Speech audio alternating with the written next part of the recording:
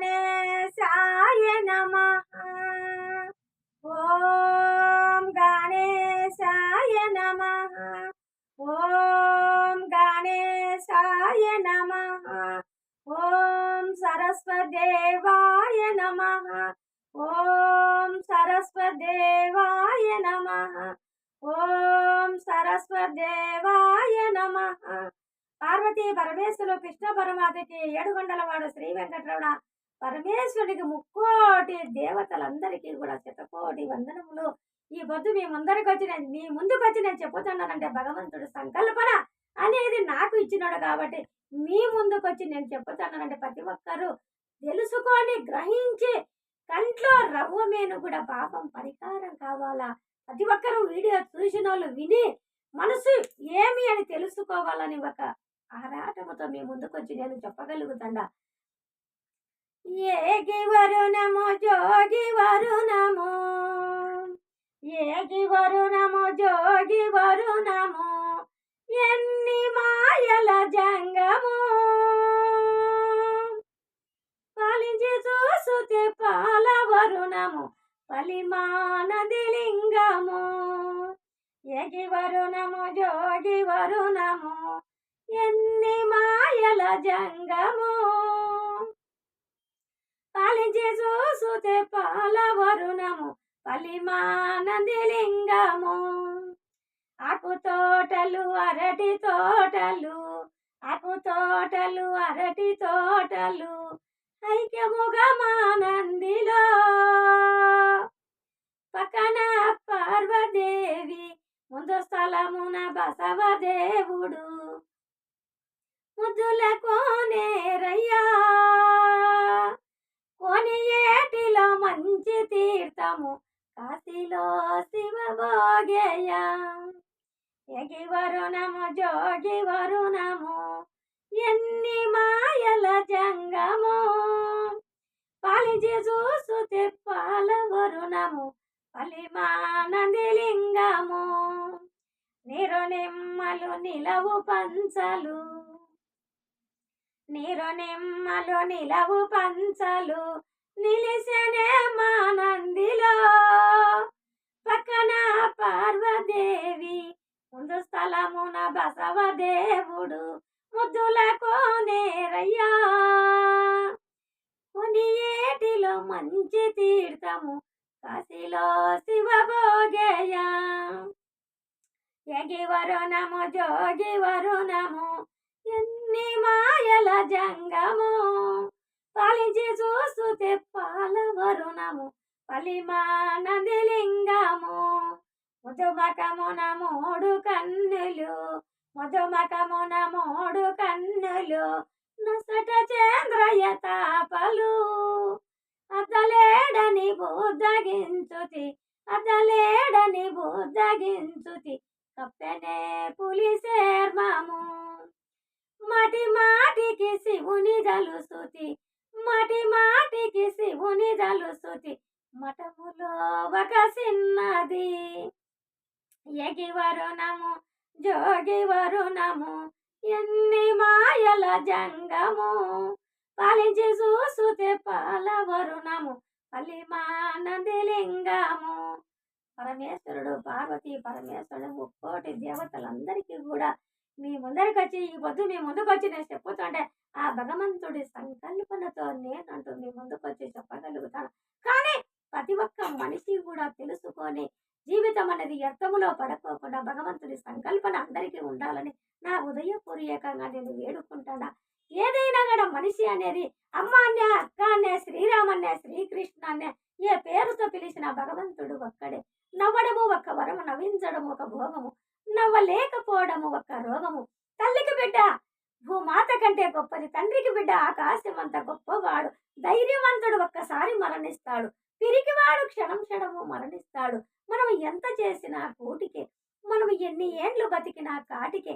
మన జీవితమును ఆశిస్తూ ఇతరులకు చేసిన సాయమే శాశ్వతం. బాయిలో నీరు తాడు సాయముతో బకిడీ దూర బయటికి తీయగలము.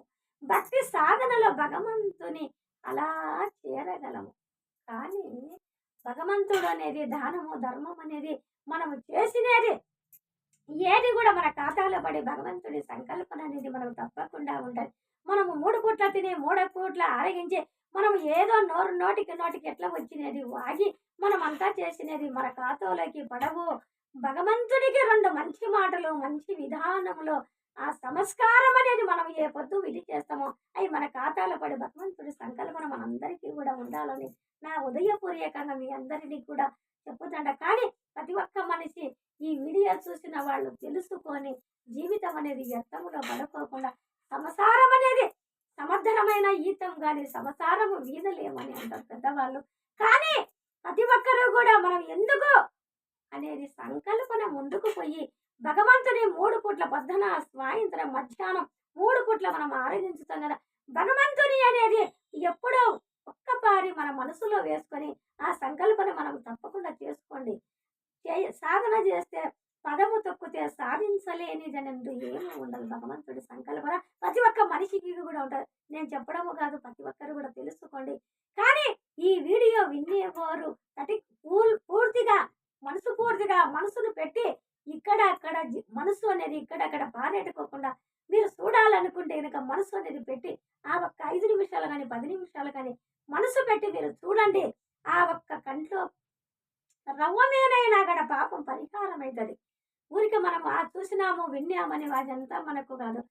మీరంతా విని ముందుకొచ్చి మీరంతా కూడా భగవంతుని సంకల్పన ఎదుర్కోవాలా. మనందరం కూడా భగవంతునిలోకి పోవాలి. ఇప్పుడు మనకు దేవుడు అనేది నోరిచ్చినాడు, తినేదానికి ఇచ్చినాడు, మాట్లాడడానికి ఇచ్చినాడు, మంచి మంచి వస్త్రాలు వేసుకునే దానికి ఇచ్చినాడే కదా. ఇప్పుడు ఏమీ జంతువులు నోరు లేనేటి ఏమి వేయవు కదా.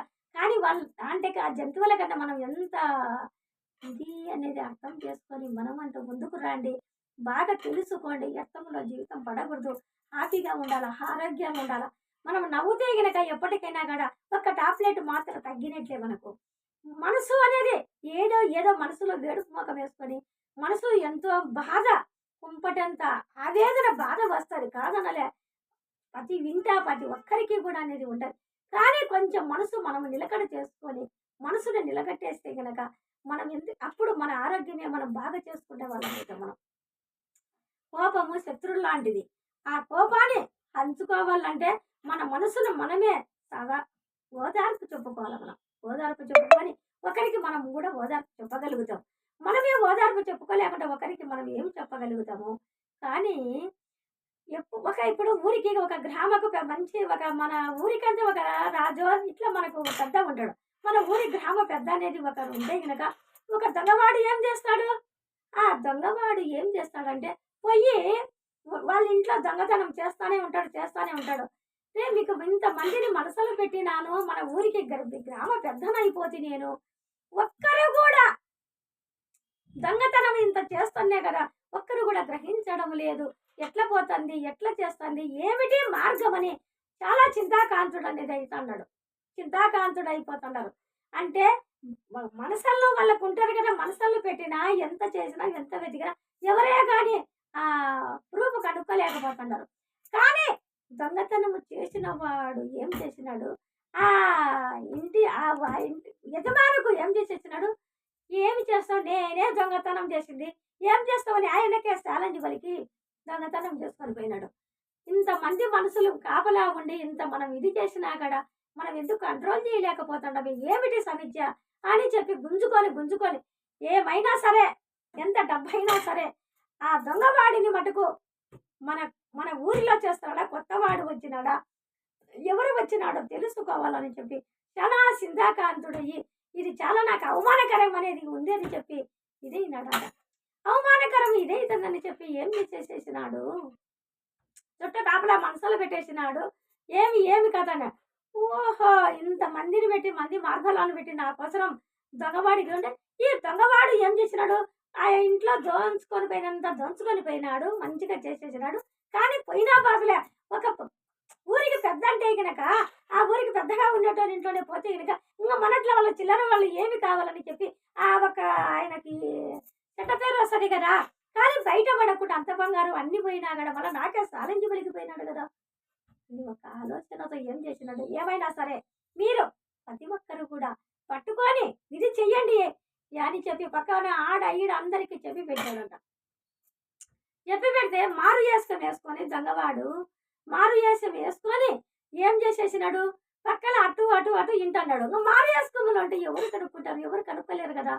ఆ మారు వేషములో ఉండేటప్పుడు ఓహో! ఎటైనా సరే నన్ను పట్టుకోవాలని అనుకుంటున్నాను కదా. నేను ఎలాగునైనా సరే నీకు చిక్కనని చెప్పి ఛాలెంజ్ పలికొచ్చినోడు కదా. ఫేస్ ఫేసే ఛాలెంజ్ పలికొచ్చినోడు. ఏం చేయాలా అని చెప్పి ఒక ఆలోచనతో ఏం చేసేసేసినాడు. అప్పుడు సరే మారు వేషం వేసుకొని ఏమైనా సరే అని చెప్పి వాళ్ళ వాళ్ళ కండ్ల ముందనే తిరుగుతున్నాడు. వాళ్ళ కళ్ళ ముందనే పోతా ఉన్నాడు. అప్పుడు పోయేటప్పుడు ఏం చేసేసినాడు, ఎవ్వరు కూడా కనుక్కోలేకున్నాడు.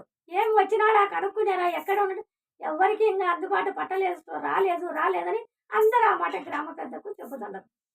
కానీ ఈయన ఏం చేసేసినాడు, ఒక చెట్టు కింద ఒక మునేశ్వరుడు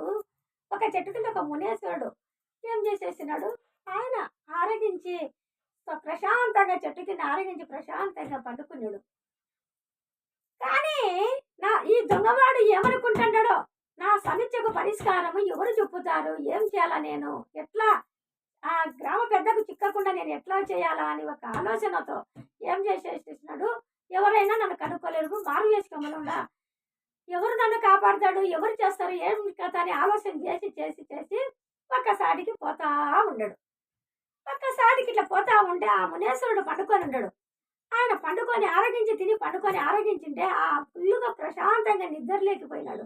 కానీ నా పరిష్కారానికి ఏమన్నా చెబుతావంటే మంచిగా నిద్రలో ఉండట. ఆయన ఏం చెప్తాడు పరిష్కారానికి, సరే నువ్వు చెప్పేటట్టు లేవు, నువ్వు చేసేటట్టు లేవు, కానీ నేనే నీ మనసులో నుంచి నీ పరిష్కారం నేనే అనుకుంటా. కానీ నేను మామూలుగా దొంగవాడిగానే ఉంటాను కదా. కానీ అప్పుడు నేను నీ నీ వస్త్రాలనేది నేను ధరించితే గనక నన్ను ఎవరు కనుక్కోలేరు కదా. నువ్వు నీ మాత్రం నేను మునేశ్వరుని అనుకుంటారు, కానీ నన్ను దొంగవాడని ఎవరు అనుకోరు కదా. ఇది ఏదో బాగుంది కదా అన్ని ఒక ఆలోచనతో ఏం చేసేసేసినాడు. ఆ మునేశ్వరుడు ప్రశాంతంగా జీవి ఎక్కడో ఆనందంగా ప్రశాంతంగా నిద్రపోయేటోనికి ఈ ఒక్క మెల్లో ఉండే ఆ రుద్రాక్ష తీసుకొని ఆయన మెల్ల వేసేసుకున్నాడు. అంటే ఇంకా మామూలుగా మారు వేషం మార్చినాడు కాబట్టి ఆ దొంగవాడు ఆ మెల్ల రుద్రాక్ష మాల వేసేసినాడు. ఆ రుద్రాక్ష మాల మెల్ల వేసేసుకొని ఆనందంగా తిరుగుతా హ్యాపీగా పడుతున్నాడు. ఆనందంగా తిరుగుతా హ్యాపీగా పడేటప్పుడు ఏం చేసేసినాడు, ఒక్కసాట నాయనా నువ్వు ఏమన్నా చెప్పుతావా, నాకు చేస్తావా, ఎట్లా ఏం కదా ఈ మాల తీసి ఏం చేసేసినాడు, ఈ మాల మెల్లో పడతానే ఆ దొంగతనం చేసింది. ఎందుకంటే నేను చెప్పబోయేది ఏమంటే ఈ రుద్రాక్ష మాలకు ఎంతో పవర్ఫుల్ అనేది ఉంటుంది కాబట్టి నాకు తోసినేది ఆ సరస్వతిదేవి ఆ గణేశుడు వాళ్ళ సంకల్పనతో వాళ్ళ అనుగ్రహముతో నేనంటూ మీ ముందుకు వచ్చి చెప్తానంటే ఈ రుద్రాక్ష మాలలో అంత పవర్ఫుల్ ఉంటుంది కాబట్టి ఆ నిజాలు అనేది ఆ మహానుభావుడు ఆయన ఆరగించినాడు ఈయన తీసుకున్నాడు.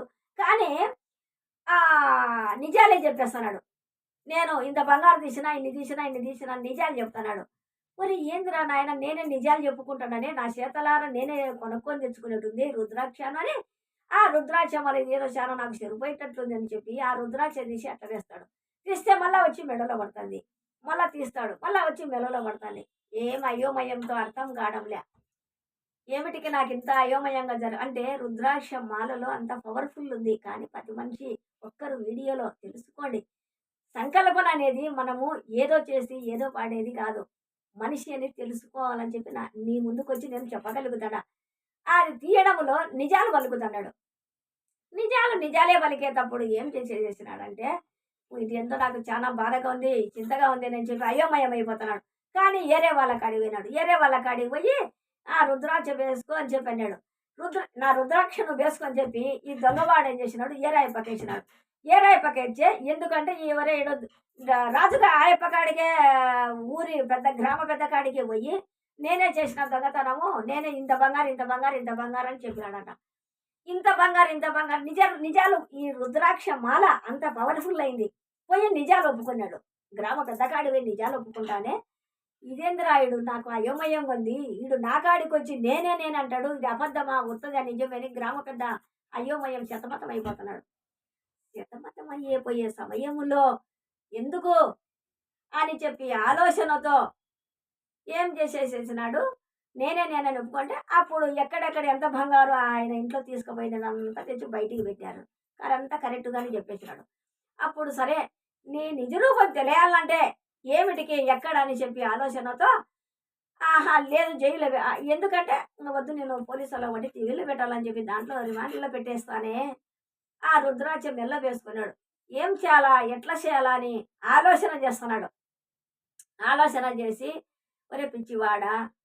నువ్వు బంగవా దాంట్లో పెట్టింటారు రిమాండర్‌లో పెడతానే పైన గుమస్తా ఉంటాడు కదా! పిచ్చివాడా! నువ్వు దొంగతనం చేసినావు. నిజాలు ఒప్పుకుంటున్నావు. ఇదంతా ఎందుకురా నువ్వు అయ్యోమయ్యము. 3 అన్నము లేకుండాన ఊరికే మనిషివనేది ఎంత ఇదైపోతాండవురా! అర్థం అనేది చేసుకోరా! ఎందుకురా నీకు నువ్వే వచ్చి నిజాలు చెబుతివి. ఉన్నే బంగారు వాళ్ళకు అప్పజెప్పితివి.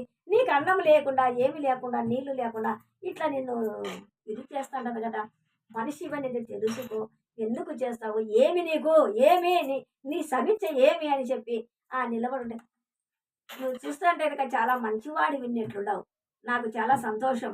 ఒక పని చేస్తావా అనంట. ఏం చేయాలనో చెప్పు ఆ పని అన్నాడంట. ఇగో ఈ మాల తీసుకొని నీ మెడలో వేసుకున్నాడంట.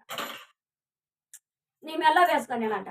ఈ మాల తీసుకొని మెడలో వేసుకుంటానే ఏమైందంటే ఆయన కూడా ఏం చేసేసినాడు, ఎన్ని మాటలు పక్కకు పోయింది, ఎన్ని మాటలు కాపలా లేకుండా ఆడ కాపలా ఉండాలి కదా! ఆ కాపలా లేకుండా ఎన్ని మాటలు చేసింది ఆయనే అన్ని నిజాలు ఒప్పేసుకుంటున్నాడు. నాకు అంతా చాలా నా ఉద్యోగానికే మోపొచ్చేటట్లుంది. నువ్వు నాకు వేయడం ఏంది? నేను నిజాలు ఒప్పుకోవడం ఏంది? నా ఉద్యోగం అంటే నేను నాకెందుకు చేస్తావప్పా పిల్లల గల్లోని నేను ఏమిటికి నాకు ఈ పరీక్ష పెట్టినావంటే, కానీ నీ మాదిరే నేను కూడా అదే పరిస్థితి నాకు. ఈ మాల ఎక్కడిదంటే ఎవరికి చెప్పడు, విమర్శించాడు ఎవరికి. సరేనని చెప్పి ఈ నిజాలు ఒప్పుకొని ఇది చేసేసుకొని మళ్ళీ ఎవరే నువ్వు దాంట్లో ఉండేటోనికి అన్నం లేకుండా చేసి నిజాలు నువ్వు ఒప్పుకుంటున్నావు ఏందిరా మీ మీ మంత్రాలని చెప్పి మళ్ళా తర్వాత అందరూ కలిసి ఆ గ్రామ పెద్ద కాడికి మళ్ళా పోయినారు.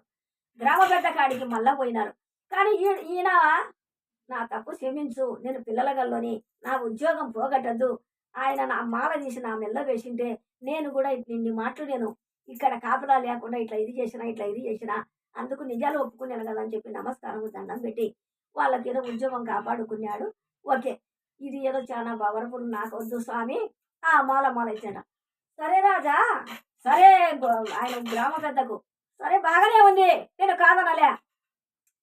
నువ్వంతా ఏం చేస్తావు, నేను అన్నప్పుడు ఒరే ఇదేదో నీ చాలా మంత్రకాడు అనుకోవాలా, మాయలోడు అనుకోవాలా, ఏం చేయాలని చెప్పి ఈ రుద్రాక్ష సరే నువ్వు వేసుకోవాలని చెప్పి ఆ గ్రామ పెద్దకు ఆ రుద్రాక్ష మాల మెల్ల వేసినాడు. మెల్ల వేస్తే ఆ గ్రామ పెద్ద ఏం చేస్తున్నాడు, అన్ని తప్పు పనులు చేసేటప్పుడు గ్రామకు పెద్ద అయినటోడు అన్ని నిజాలే చెప్పాలి కదా, నిజాలు అబద్ధాలు అన్ని కలిపి కొట్టేటోడు కదా. ఈ రుద్రాక్ష మెల్లో వేసుకుంటానే అన్ని నిజాలే అన్ని నిజాలే చెప్పేస్తున్నాడు. అంటే కొన్ని అబద్ధాలు ఉంటాయి కదా, వాళ్ళు అన్ని నిజాలు చెప్పరు కదా. ఇదేదో నాకు అంతా చాలా విధిగా ఉంది, నేనంతా అన్ని ఇట్లా చేస్తాననే ఇది చాలా బయటపడుతుంది, ఇది మోసంగా ఉంది, ఏంది నాకు ఇది బంగారు తీసుకుపోయింది కాక నాకేంది ఈ మంత్రాలన్నీ ఇట్లా చేసినాడే అని అయోమయములో పడతాడు. అర్థం కాలే ఎట్లా చేయాలని చెప్పి తల గుంజుకుంటున్నాడు. అప్పుడు ఏం చేసేసినాడు, ఆయనకి ఊరి పెద్దకు ఒక పెద్ద ఉంటాడు, మళ్ళా తర్వాత ఉంటాడు కదా వాళ్ళు పెద్ద అంతా. అప్పుడు ఏం చేసినాడో పిలిచినారు, దయచేసి నీకు నేను ఒక మంచి మాట ఎవరికి చెప్పను, నేనే నలుగురికి పంచాది చేసేవాని, నేను ఇట్లా బయటపడితే కనుక నాకు అవమానకరమవుతుంది, నా అన్నీ కూడా బయటపడిపోతున్నాయి, ఈ మాల వేసుకున్నాంచి నేనేం చేయాలో నాకు అర్థం కాలే, నాకు దొంగతనం చేసినోడు వానికేస్తే వాడు ఈయనకేస్తే నాకేసి నేను తీసి పక్కకేస్తే కనుక మళ్ళీ నా మెల్లోకి వచ్చి పడుతుంది, నేనేం చేయాలా, ఏం చేయాలో చెప్పు అని చెప్పి ఒక ఆయన ఫ్రెండ్గా ఉండేటోనికి హ్యాపీగా కూర్చోబెట్టుకొని నాకు దిక్కు తెలియడం లేదు, ఇట్లయితే నాకు చాలా కష్టము కదా అని చెప్పి ఆయన మరి చెప్పుకున్నాడు. ఆయనకు మరి చెప్పుకుంటానే ఏం చేసేసేసినాడు, తర్వాత అప్పుడు సరే నన్ను చెప్పి ఒక నలుగురిని ఒక మనిషిని పిలుచుకొని వచ్చినాడు. ఒక మనిషిని పిలుచుకొని వస్తానే మెల్లో నువ్వు ఏమొద్దు ఆ మాల తీసి నువ్వు మెల్లో వేయన్నాడంట. ఆ మాల తీసి మెల్లో వేసినాడంట. మెల్లో వేస్తే ఏమీ లేదు, ఏం మాట్లాడలే, ఉలుకు లేదు, పలుకు లేదు, ఏమీ లేదు.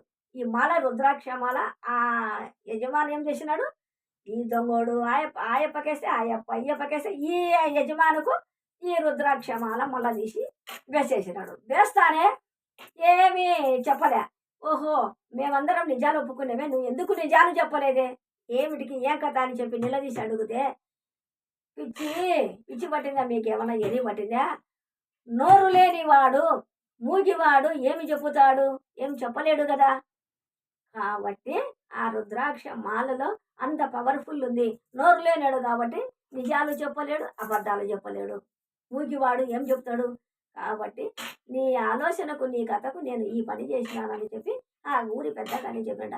అప్పుడు ఎంత తెలివికి ఎంత జోహార్ అని చెప్పంటున్నాడు. అంటే ఈ రుద్రాక్ష మాలలో అంత పవర్ఫుల్ ఉంది అనేది మాట.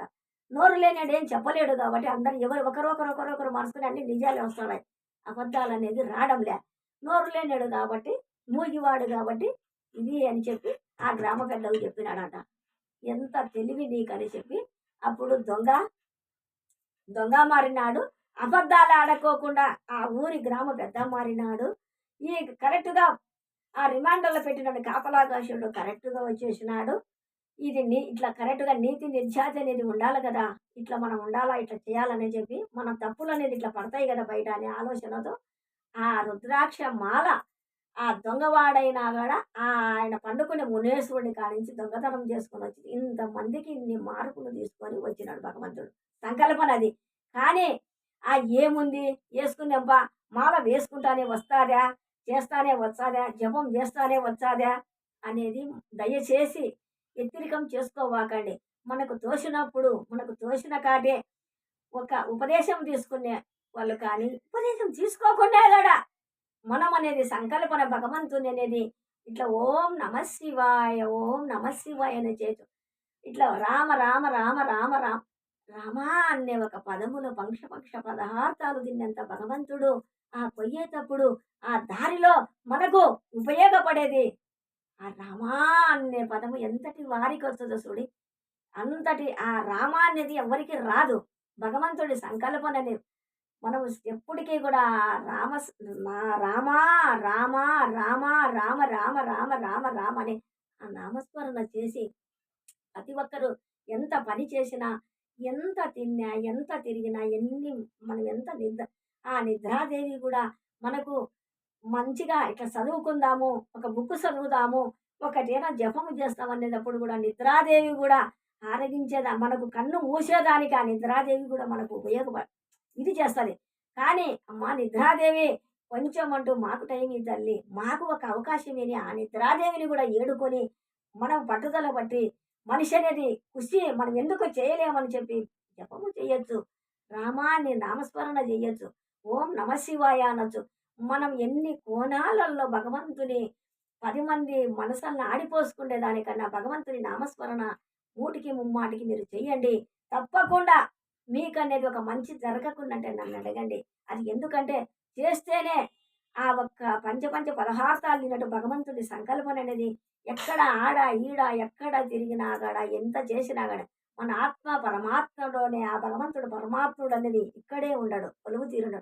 అమ్మవారు కానీ లక్ష్మీదేవి కానీ ఏది కూడా మనం చేసే విధానం బట్టి తప్పకుండా మనం నిజాలు అబద్ధాలు వస్తాయి, కాదని చెప్పలే. దానికి కూడా ఒక సమయం సందర్భం అనేది ఉంటది కాబట్టి మనిషి అనేది నీతి నిజాతిగా ఒక మెల్లో రుద్రాక్ష మాల చేసుకున్నాక మనిషిలో అనేది చాలా మార్పు వస్తుంది. తెలుసుకొని వ్యర్థంలో జీవితం పడకాకండి. వ్యర్థంలో అనేది పడితేనక ఏమి రాదు, పిల్లలు రాదు, ఎవరు కూడా తోడు నీడ ఎంట రారు. మన ఆత్మ భూమి మీదకి వచ్చినాక మన ఆత్మే మనము చేరాల, ఆ గమ్యంలోకి చేరాల్సిందే, ఏమీ చేసేది లేదు. మనము ఒంటిలో శక్తి ఉన్నంత వరకు చేసి చేసి చేసి ఈ చర్మం అనేది అంతా కూడా ఊసిపోయినంత వరకు తల్లి తండ్రి బిడ్డలంటే గనక ఎంతో మిక్కటంగా కింద పడితే మన్న అవుతుందని చెప్పి అంత ప్రాణానికి మిక్కటంగా తల్లిదండ్రులు సాకగలుగుతారు.